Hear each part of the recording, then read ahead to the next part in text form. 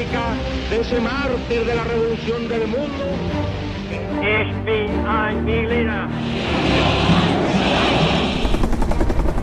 One small step for man. I have never been a quitter. Мы стали одним из главных оплотов по перестройке.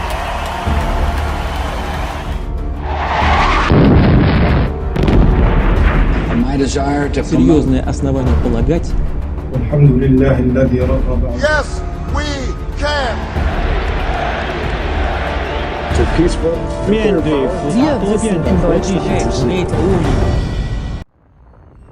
Il y a 70 ans, la bombe atomique a modifié à jamais le monde dans lequel nous vivons. Pour la première fois dans l'histoire de l'humanité, nous sommes devenus capables de détruire notre propre espèce. La bombe affecte tout. Ça a marqué le début de la guerre froide. Tous les citoyens américains allaient devoir être en alerte maximale.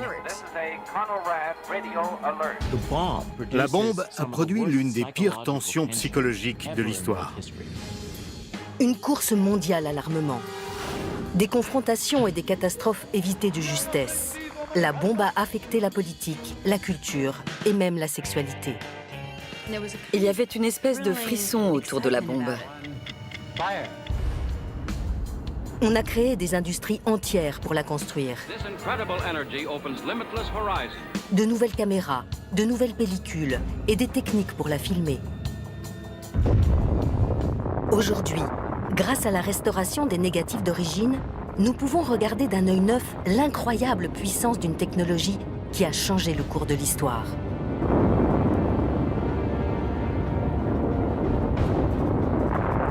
La bombe est moins présente dans l'imaginaire du grand public, mais elle est toujours là. Son ombre plane encore sur nous. Tout le monde est affecté, on ne peut se réfugier nulle part. C'est un problème environnemental, politique, moral. C'est la plus grande question à laquelle nous sommes confrontés.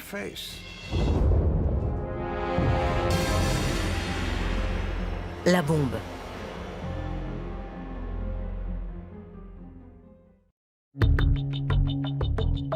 Elle est apparue pour la première fois dans le désert du Nouveau-Mexique. Un endroit surnommé en espagnol Jornada del Muerto, la journée de travail du mort. C'est ici, au milieu de nulle part, que la bombe est née.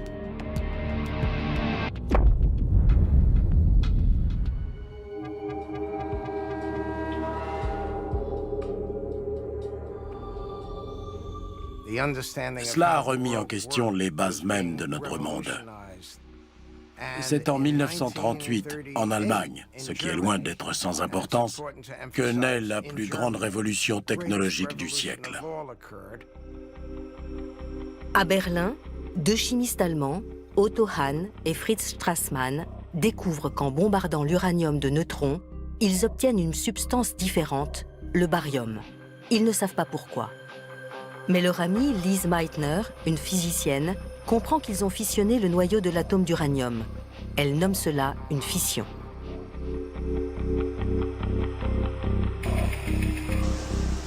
Lise Meitner publie la découverte dans la revue scientifique Nature.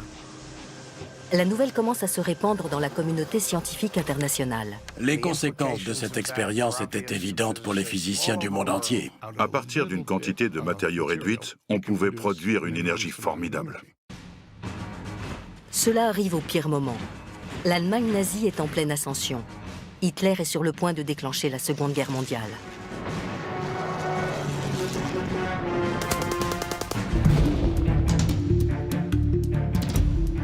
À partir de la découverte de Lise Meitner, les physiciens du monde entier comprennent rapidement que la fission nucléaire risque de peser sur l'issue du conflit. L'uranium peut être fissionné si on le percute avec un neutron, Produisant une quantité d'énergie. Beaucoup d'énergie. selon l'équation d'Einstein. E égale mc2. Tous les physiciens savaient, Dans le monde entier, qu'une bombe atomique pouvait être fabriquée par les nazis. après tout, cette découverte avait été faite en Allemagne, un pays qui avait de très bons physiciens. et si Hitler fabriquait la bombe? La perspective que l'Allemagne obtienne la bombe en premier fait froid dans le dos. Et si nous étions en train de faire la course avec eux? Mais pour l'instant, cette course n'existe que dans l'esprit des savants. Personne d'autre ne comprend le danger de cette bombe encore virtuelle. Le physicien Leo Szilard est convaincu que la seule manière d'arrêter Hitler est d'avoir la bombe en premier. Szilard dicte une lettre, un avertissement sur la menace d'une bombe atomique nazie. Pour lui, la meilleure stratégie consistait à demander à Albert Einstein, le scientifique le plus connu au monde, de signer une lettre adressée au président Franklin Roosevelt. La lettre de Szilard et la renommée d'Einstein produisent leur effet. Le président Roosevelt donne le feu vert à un projet de recherche sur l'uranium.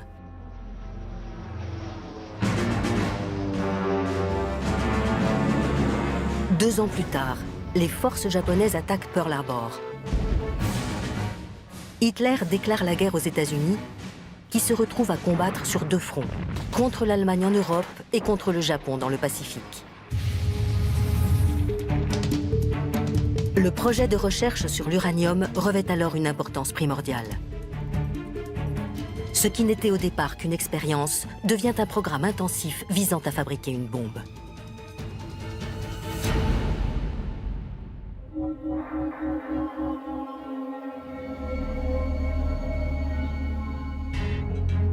La bombe est née grâce à de nombreux laboratoires, tous gérés par le corps des ingénieurs de l'armée des États-Unis. Dans ce bâtiment situé sur Broadway, à New York, le génie aménage un bureau. Au 18e étage, le plus important projet scientifique gouvernemental de l'histoire des États-Unis commence à prendre forme. Pour que son objectif reste secret, on lui donne comme nom de code le district où il se trouve, Manhattan.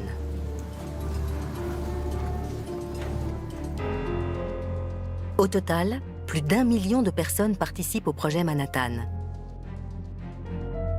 Elles seront menées par cet homme, l'ingénieur militaire Leslie Richard Groves.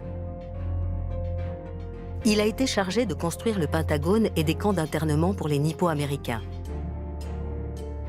Désormais, il attend avec impatience l'étape suivante de sa carrière, une mission de combat à l'étranger.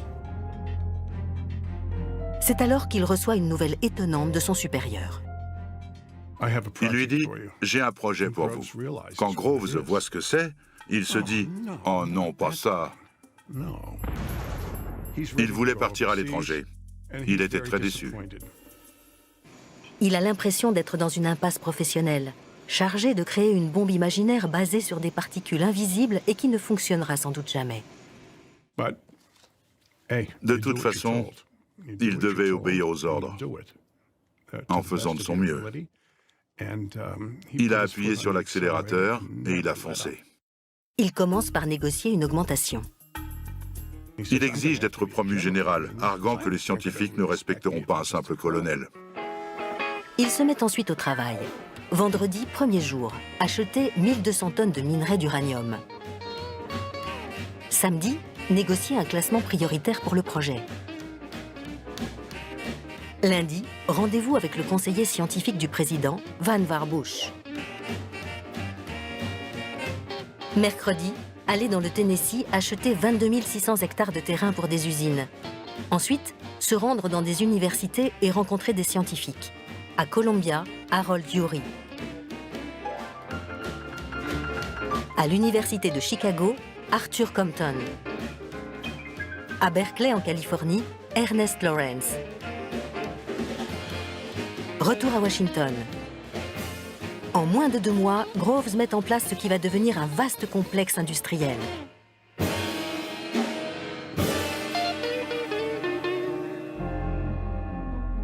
Il ne manque qu'une seule chose, la bombe elle-même. Il va falloir des années avant que le combustible nucléaire soit prêt, puisque l'uranium est produit particule par particule. Quand ce combustible sera disponible, Groves aura besoin d'un concept opérationnel de bombe. Et pour cela, il a besoin de scientifiques.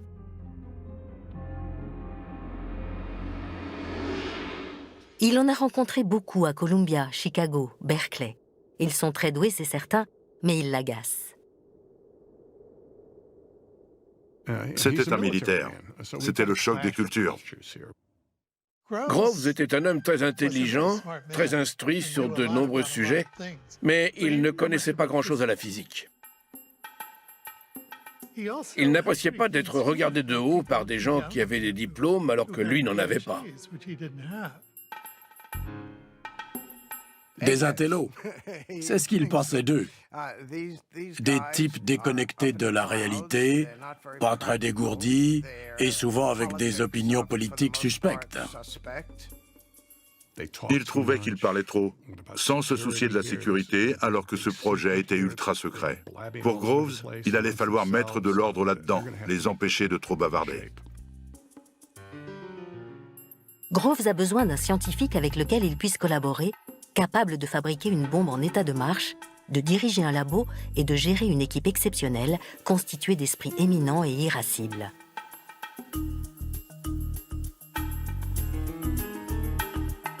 Contre l'avis de la plupart des scientifiques les plus respectés du pays, il a choisi Robert Oppenheimer. Oppenheimer? Oppenheimer avait animé des séminaires à l'université pour 15 étudiants. C'était tout. Il n'était pas capable de tenir un stand de hamburger. Il avait très peu d'expérience. Les conseillers en sécurité de Groves étaient totalement contre. Ils étaient affligés. Son épouse était communiste, son frère était communiste, sa belle-sœur était communiste. Pourtant, le général si pragmatique détecte une qualité particulière chez ce brillant rêveur. Oppenheimer était très doué pour expliquer les choses. Et il l'a fait d'une manière tellement réussie et respectueuse au général Groves que celui-ci a été ébloui et a tenu à l'engager. C'est celui qu'il me faut. C'était une excellente décision, très perspicace. Plus que quiconque, Oppenheimer avait conscience de ce qu'il y avait à faire. Oppenheimer, de son côté, voyait en Groves quelque chose d'absolument essentiel. La capacité de lui fournir tout ce qu'il voulait sur le plan humain ou matériel. Le général Leslie Groves et le docteur Robert Oppenheimer sont à l'opposé l'un de l'autre, mais ils sont tous deux des virtuoses, chacun à sa manière. Ils sont faits pour ce projet. Leur destin était lié.